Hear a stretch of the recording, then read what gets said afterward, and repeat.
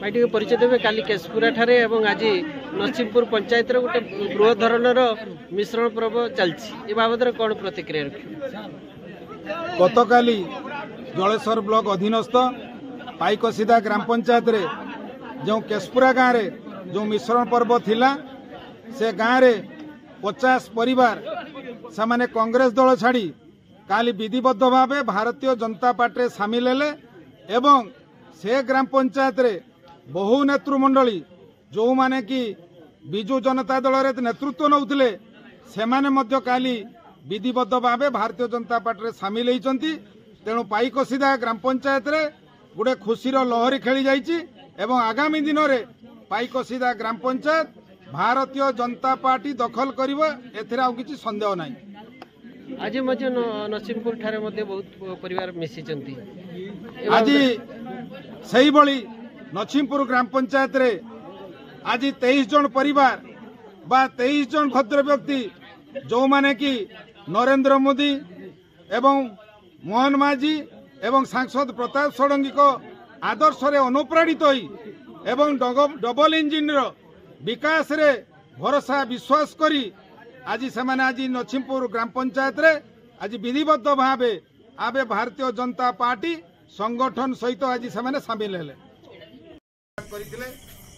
वो तो आज विधानसभा क्षेत्र रे हम आज विफल होइछु किंतु सांसद हमर जीतिचंती एवं ओडिसा रे सरकार मध्ये भारतीय जनता पार्टी सरकार मध्ये तयारी तेणु तार वर्षे परे आज ग्राम पंचायत रे आज आपण मान को आह्वान करा जाइछि एथिपाई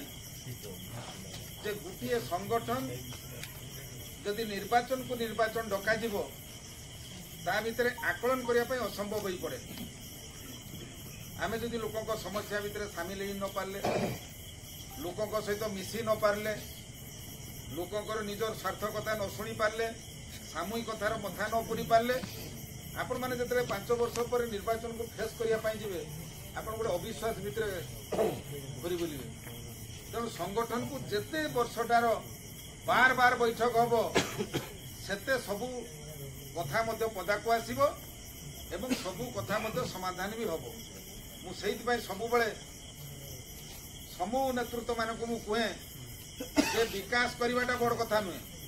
डेवलपमेंट करवाटा बड़ कथा नुहे भाषण दबाटा बड़ कथा नुहे तुमे केते लोक सहित संपर्क रखी पारलो एटा होची गोटे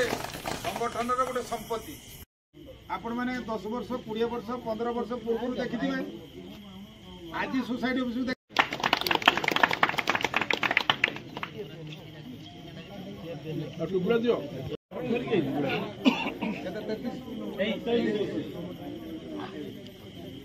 कांग्रेस दल एवं विजु जनता दल छाड़ी आज 23 जन भारतीय जनता पार्टी आज विधिबद्ध भावे नरसिंहपुर ग्राम पंचायत रो संगठन सहित सामिल हेले।